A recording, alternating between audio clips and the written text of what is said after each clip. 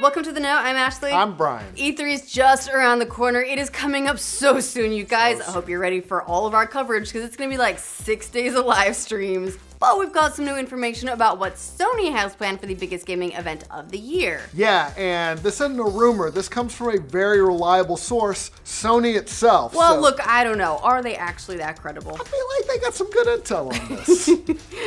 Yeah, I guess that makes sense. A high-level Sony executive talked about Sony's upcoming plans for the Fest and its June 11th showcase, including what games they've got planned to show off and whether or not they're going to make new hardware announcements. Ooh, PS5? Sounds like, no. Sony is really going to focus hard on E3 on 4 particular games this year. They're all exclusives, and they're further proof of Sony continuing to try and differentiate itself from the rest of the console pack. Okay, let's dive in. The information comes courtesy of Sean Layden, the CEO of Sony Interactive Entertainment America and chairman of SIE Worldwide Studios. He talked about Sony's E3 plans during an episode of the PlayStation Blogcast, running down a list of big releases they're going to dive into, as well as a possible change in format. Ooh. All right, let's do the games first. That's the most important. That's the part we like. Yeah. Layden said that Sony's showcase will focus on 4 big games that are coming from SIE Worldwide Studios. They include the much anticipated and weird as hell Death Stranding from Kojima Productions. It'll be very exciting to see more of that. Yeah. Marvel's Spider-Man from Insomniac Games. Gonna be good to see more of that. Naughty Dog's The Last of Us Part 2. Man, it's gonna be good to see more of that too.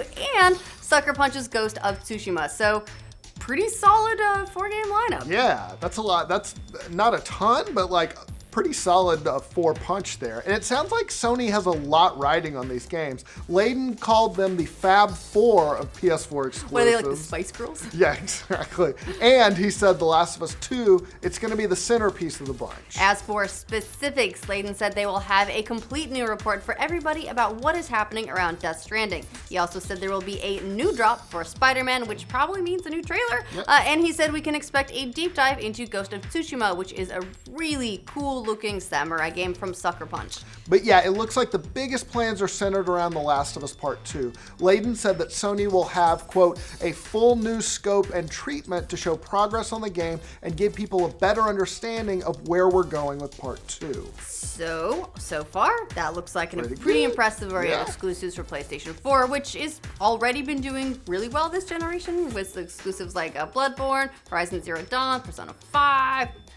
Persona is so good. Yeah, And last month they whipped out this little game I don't know a lot of people have been following, but it's called God of War, which became the fastest selling exclusive ever for the console. So on second thought, maybe people have heard of it. Yeah, at this point, it just sounds like they're going to keep adding to that big pile of exclusives. If you got it, flaunt it. I have to give credit to their planning. Yeah. They've made sure they have a very strong slate for every year. Big time. But of course, there's going to be a lot more stuff coming in Sony's E3 showcase as well, not just the 4 games. Nope. Layden added in the PlayStation blog that they've got a lot more games to announce outside of the big 4. I thought they were outside calling of the the Spice Fab Girls. Four. Yeah, the Fab Four. Maybe he's mixing his metaphors there. He wrote, of course, we'll have stellar announcements from third-party publishers and independent developers who are all busy devising innovative new experiences that will make your heart race and your emotions soar, whether you're playing on PS4, PS4 Pro, or PSVR. But his comments are also kind of interesting in terms of what Sony's not going to be talking about.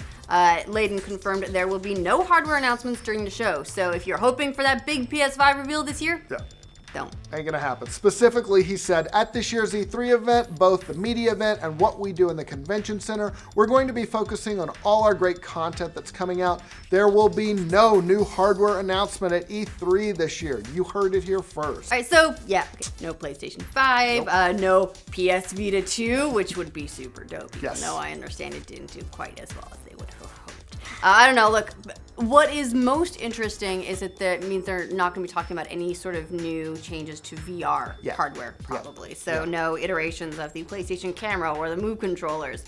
Maybe this is PlayStation like getting out of the portable business once and for all. What do you think? Yeah, they've never had great success, even though the Vita was The hardware is great. Yes, absolutely. The Vita hardware is really, really nice. It's just I never had like basically the level of support they're giving PS4 in terms of those exclusive games. Vita didn't quite get that. If you like JRPGs, it was great. After that, it really is. Yeah.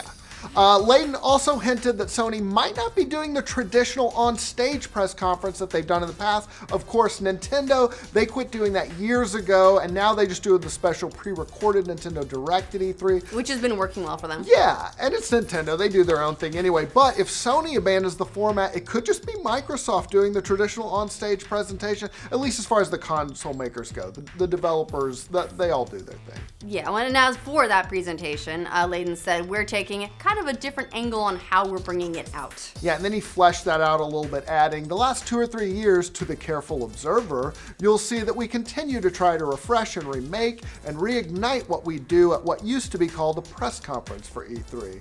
We want to make sure that it's fresh and reflects the kind of stories we're telling and the new entertainment we have to give to our fans, not just at the event, but worldwide with streaming. And that makes a lot of sense, honestly. Like he says, they used to be called a press conference. You used to just have press in the room and then they would report on whatever you said. Right. And now that they stream out to everyone everywhere, they're not press conferences, they're like audience conferences. Yeah. And it makes sense that if they don't need to do a huge in-person event and spend all that money to get the same result, reaching everyone directly anyway, I mean, why spend extra money?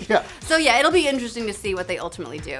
Sounds like they do want to shake things up a little, which is a good thing. It'll be cool to see Sony not resting on its laurels despite being in the top sales position for the console generation. Yeah, we'll know more obviously next month during Sony's E3 showcase, which again, June 11th. We'll be there. Definitely be keeping you up to date on everything that goes down. Yeah, what do you guys think of Sony revealing its E3 plans? Let us know in the comments. And for all your Sony and E3 news, be sure to like this video. If you're new around here, subscribe to the know. Yeah, I put out a community post on the YouTube channel asking people what they want to see at E3. Yeah. Ghost of Tsushima, a lot of people want to see. Really? Yeah. It looks awesome. So no PlayStation 5. Nope. Also, no Vita 2. Big surprise despite all the success that portable is having. Wait, hold on. Back up. I was taking that in a different direction.